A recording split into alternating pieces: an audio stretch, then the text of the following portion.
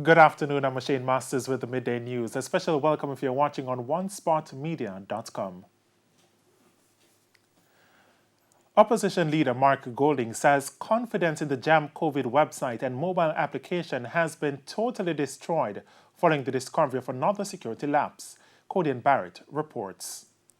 The discovery of a second security gap has raised questions surrounding the basis on which the developer, the Amber Group, 3 days ago gave assurances there were no more vulnerabilities with the website and application. On Monday, U.S. online newspaper TechCrunch reported that the passwords for the website were left unprotected on the server. With that lapse in security by the Amber Group, people would have been able to get easy access to the back-end systems, storage, and databases running the Jam COVID site and app. It's why the opposition leader Mark Golding says the situation has exposed Jamaica. As you know, it was discovered some time ago that there was a major security breach on the Jam COVID website.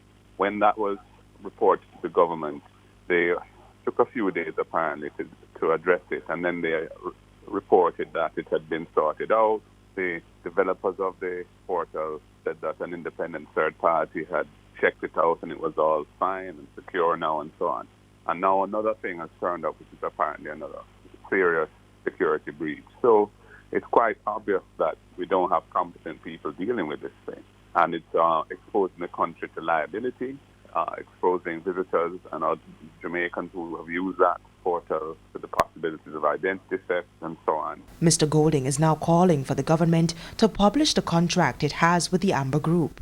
I would like the government to immediately release the contract, publish the contract that they have with the developer of the portal, so we can see exactly what it says about compensation, about ownership of the data, and so on. And this should be independently investigated and reported on. We would like to see that done as well. The government has launched an investigation into the initial privacy breach. Codian Barrett, TVJ News. Meanwhile, more questions are emerging regarding the Jam COVID breach and the level of oversight and testing which was done on the application before its launch. Some experts question where was eGov Jamaica in all the discussions and testing for the app. Opposition spokesman on technology Hugh Graham says other questions are arising following the two reported breaches on the Jam COVID application. Chief among them, why the development of the application did not go through the government's tender and procurement procedure.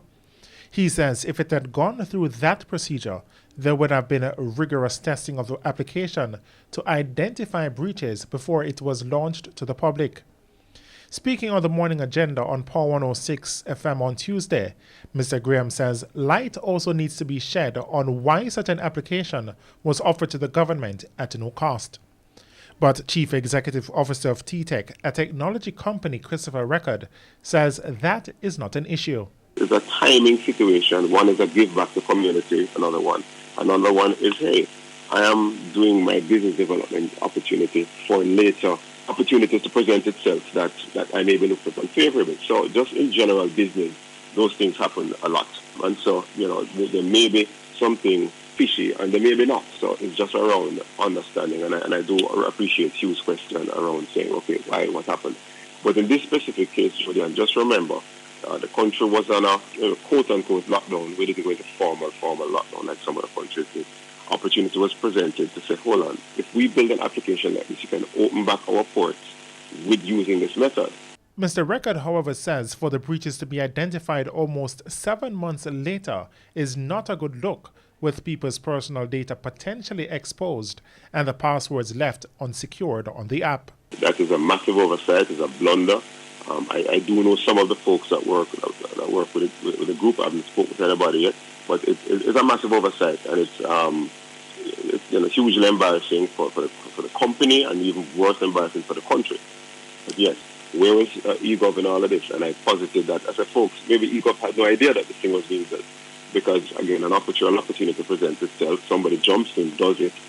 The governance and the legislation is catching up to technology, and as we have seen over and over, it's going to continue to happen going in the future. In an article in today's Gleaner, Acting Chief Executive Officer of eGov, Anika Shuttleworth, was asked about what help her organization provided in developing the application.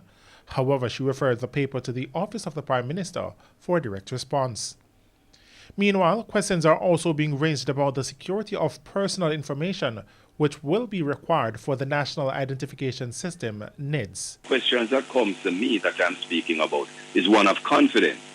So is not so much whether the technicalities are okay or it is technically competent to do what it is said that it is going to do, but is a confidence that persons have to say, okay, this situation, you have my data is open to anybody to do anything with.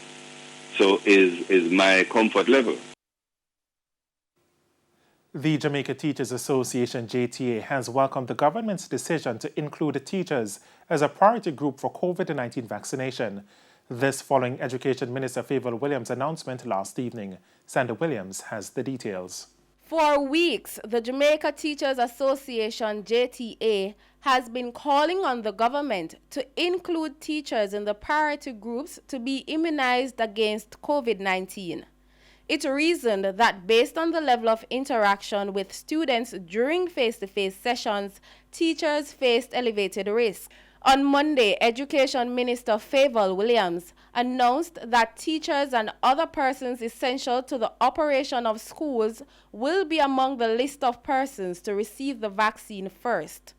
JTA President Jasford Gabriel says with the spike in COVID-19 cases, vaccinating teachers and other workers in the school system is even more important right now. And so we believe that given the nature of the school system and the number of students that teachers and other workers on the school plant have to interact with each day, it's very, very important that that option be provided.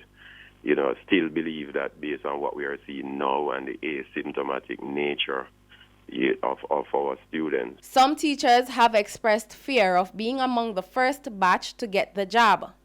Despite this, Mr. Gabriel believes there will be increased acceptance when vaccination begins. My interest is that the option be there because certainly we have teachers with comorbidities. We have teachers that continue to be on face-to-face arrangements, so they are very, very much exposed. And so given the amount of time that has elapsed since other countries would have started and the different types of vaccines that have been rolled out, more and more persons are making their own analysis of the situation, waiting on the passage of time, and I believe that the take-up rate will be higher by the time we start the vaccination here in Jamaica. The JTA president restated his position that face-to-face classes should be halted in the meantime. According to Mr. Gabriel, more than 30 schools that had resumed face-to-face operations have been forced to either pause or stop classes because of coronavirus outbreaks. I think we should be on pause for face-to-face right now. We are balancing that against the exigencies of preparation for external examinations and so on. But given what's happening in the health sector, you know, and the fact that safety has to be paramount and that we need to see how best we can position ourselves to take advantage of a better era of safely opening our schools. I believe that the risk that we are taking now far outweigh the benefits. Sandy Williams, TVJ News. And we do apologize for that break in transmission.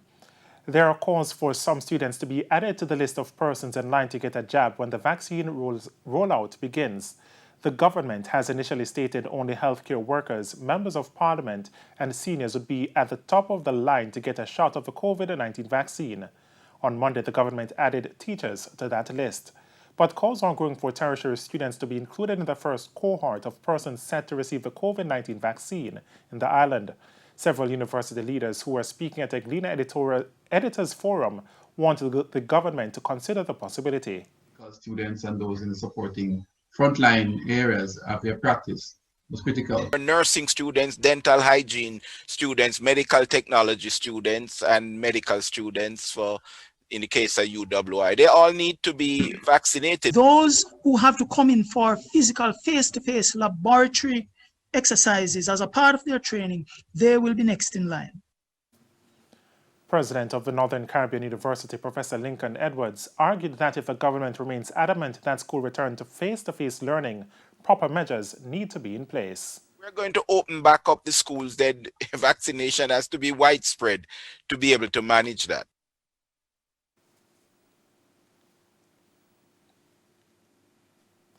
"405 people have now died from COVID-19 in Jamaica. 6 deaths were confirmed yesterday.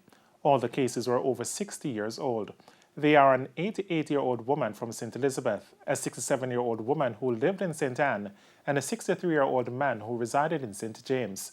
The others are 2 men, 81 and 63 from Trelawney, and a 73-year-old man from Kingston and St. Andrew. Meanwhile, Jamaica recorded 147 new COVID-19 cases from 582 samples on Monday. This represents a positivity rate of 25%. Their ages range from 9 days to 87 years. Kingston and St. Andrew recorded 36 cases, followed by Manchester with 22, while 18 were confirmed in Trelawney. The country's overall case count now stands at 21,826. Meanwhile, the health ministry says 267 people have been hospitalized with respiratory illness.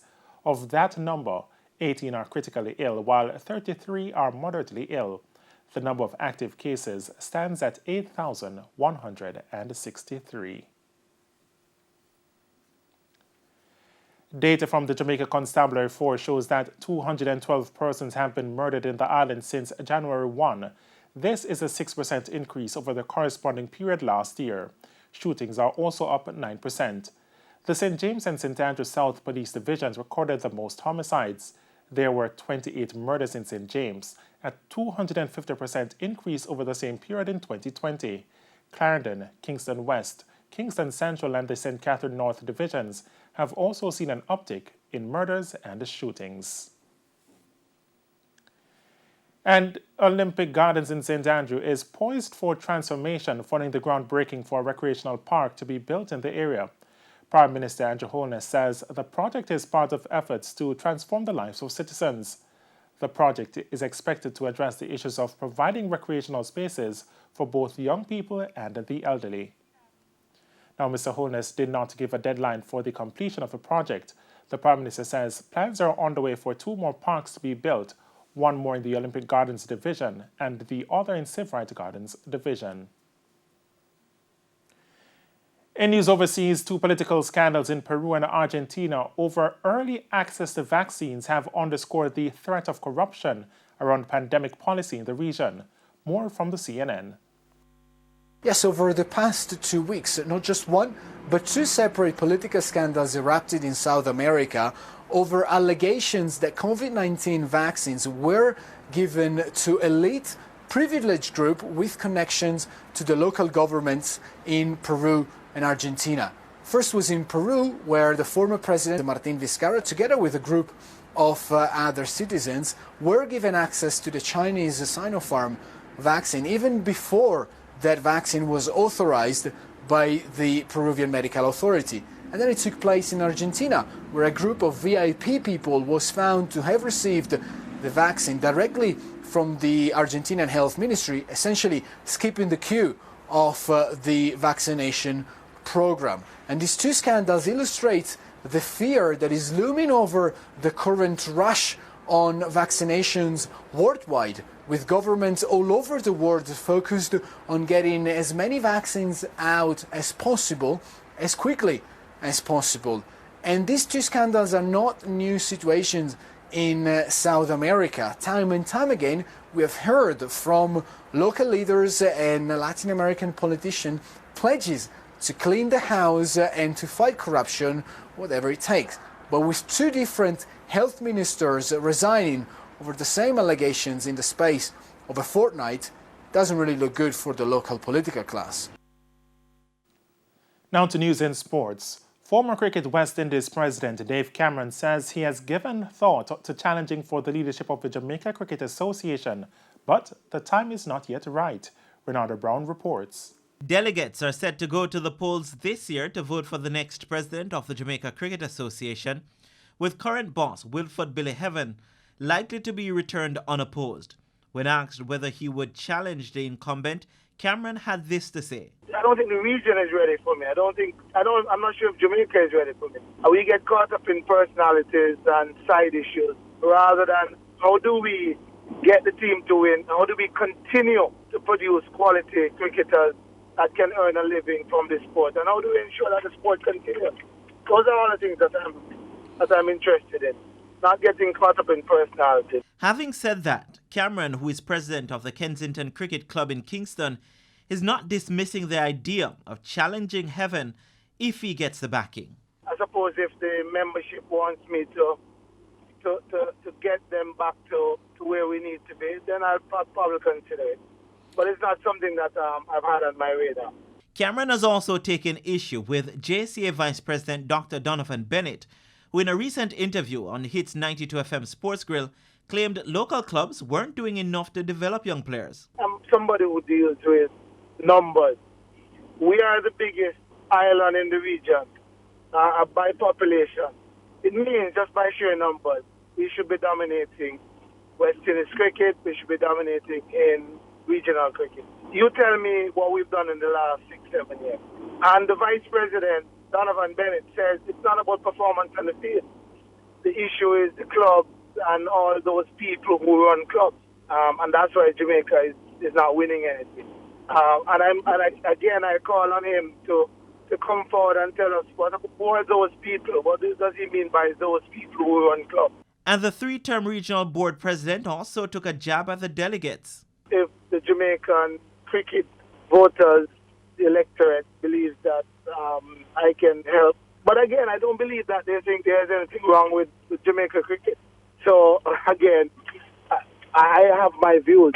I'm not so sure that the electorate believes that there's anything wrong. Heaven, who beat Martinita 62-37 in the 2019 election, will be seeking a fourth two-year term in office.